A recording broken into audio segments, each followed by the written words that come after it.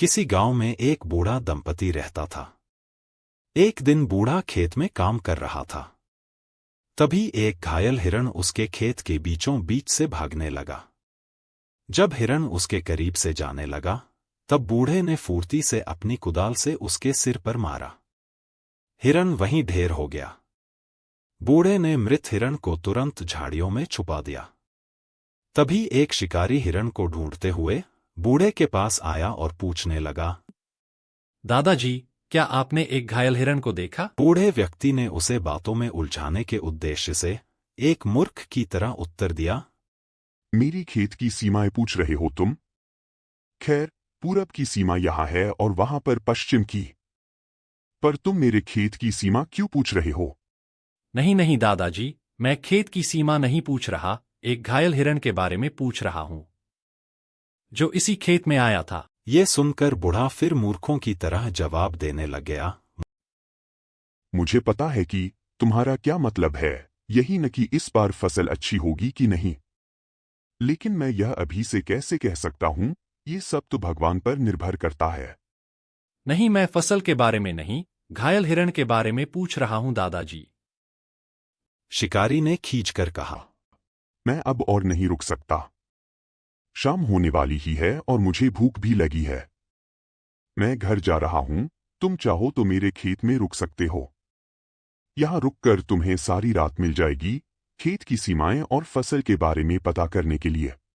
बूढ़े आदमी ने कहा। इतना कहते हुए वह घर की ओर चल दिया। किस मूर्ख से पाला पड़ा है। बूढ़े के चक्कर में मैंने हाथ आए शिकार को गवा दिया। लगता है आज रात भूखा ही सोना पड़ेगा। ये सोचकर उसने भी अपना रास्ता ले लिया। घर आकर बूढ़े ने अपनी पत्नी से कहा, कल सुबह तुम मुझे जल्दी उठा देना। मैं एक हिरन मारकर जंगल में छुपा आया हूं। सवेरे जाकर मुझे उसकी बोटी बोटी काटकर उसे घर ले आना है, ताकि कल हमारी अच्छी सी दावत हो जाए।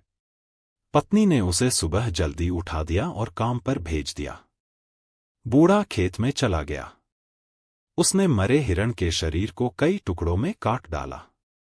जब सारा शरीर बोटियों में तब्दील हो गया तो उसने मांस के टुकड़ों को पत्नी और उसके नाम पर 2 हिस्सों में बराबर की अनुपात में बांटना चाहा, ताकि उसकी पत्नी उससे ज्यादा ना खा ले।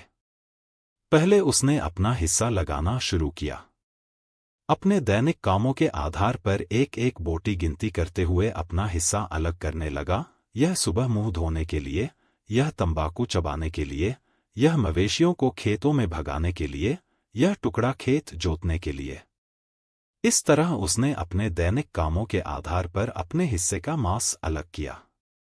फिर उसने अपनी बूढ़ी पत्नी का हिस्सा लगाया, यह सुबह मुंह धोने के लिए, यह तंबाकू चबाने के लिए, कपास की कटाई के लिए, यह कपास की धुनाई के लिए, यह कपड़ा बुनाई के लिए, यह खाना बनाने के लिए, यह कुएं से पानी निकालने के लिए। गिनती करने पर उसने पाया कि पत्नी के हिस्से में उसके हिस्से से कहीं अधिक मांस आ गया है। यह देखकर वह क्रोधित हो गया।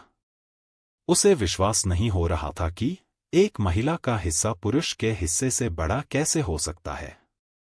उसने 2 हिस्सों में बंटे मांस के टुकड़ों को फिर से एक किया और नए सिरे से विभाजन करना शुरू किया। इस बार फिर से उसने अपना हिस्सा अपने दैनिक कामों के आधार पर अलग किया।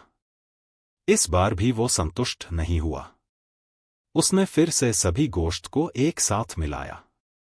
हर बार एक हिस्सा ज्यादा और एक कम बैठता। हर बार उसकी पत्नी का हिस्सा ज्यादा बैठता और उसका कम। उसने बार बार विभाजित किया, लेकिन एक बार भी हिसाब बराबर नहीं बैठा। हिस्से के बंटवारे के चक्कर में दिन ढल गया। शाम हो गई। दूसरी तरफ दिन ढलने पर भी जब पति घर नहीं लौटा तो पत्नी आग बबूला हो गई। काफी इंतजार करने के बाद फिर उसने मुर्गी का इंतजाम किया और खाना बनाया। दूसरी तरफ बार बार अलग करने और मिलाने के कारण मांस गंदा हो चुका था, जिस पर बूढ़ा चीखते हुए खड़ा हो गया और अपने आप से कहने लगा, मेरे साथ ऐसा क्यों हो रहा है? सब बर्बाद भी हो गया। पूरे दिन की मेहनत खत्म हो गई। अब घर ही जाता हूं, आज लगता है अचार के साथ ही रोटी खानी पड़ेगी। सब्जी तो कोई बनाई नहीं होगी बीवी ने।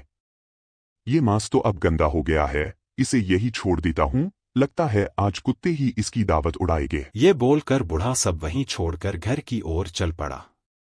घर पहुंचकर पति जब खाने के लिए बैठा तो मांस देखकर हैरानी से पत्नी से पूछा। ये मांस कहाँ से आया? पत्नी ने कहा, तुम्हारे आने में देर हो रही थी, इसलिए एक मुर्गी को मारकर पका लिया। तुम्हारे बंटवारे के इंतजार में बैठी रहती तो रात का खाना ही नहीं बनता। पत्नी ने चतुराई से अपना काम निकाल लिया था। बूढ़ा सोचने लगा, मुझे इसके हिस्से में मुर्गी मारने वाले काम को भी शामिल करना चाहिए, लेकिन ऐसा करने पर इसका हिस्सा अधिक हो जाता। क्या करूं? इस तरह तो इसके हिस्से बढ़ते ही जाएंगे। लेकिन यह सच है दोस्तों की वाकई में औरत का काम पुरुष से कहीं अधिक होता है। वह मुसीबत में भी तुरंत फैसला करके कोई ना कोई रास्ता निकाल ही लेती है। उसका यह हिस्सा भी गिनती में आना चाहिए। उस दिन से उसके पति ने मान लिया कि परिवार चलाने के लिए पत्नी को उससे कहीं अधिक कामों में खटना पड़ता है, इसलिए वह उससे कहीं अधिक सम्मान की अधिकारिणी है। और उधर बूढ़ी सोच रही थी, बूढ़ा बुद्धू का बुद्धू बना रहेगा, इसे कभी अकल नहीं आएगी। दोस्तों कहानी अच्छी लगी हो तो इसे लाइक करें, शेयर करें और चैनल को सब्सक्राइब जरूर करें। धन्यवाद।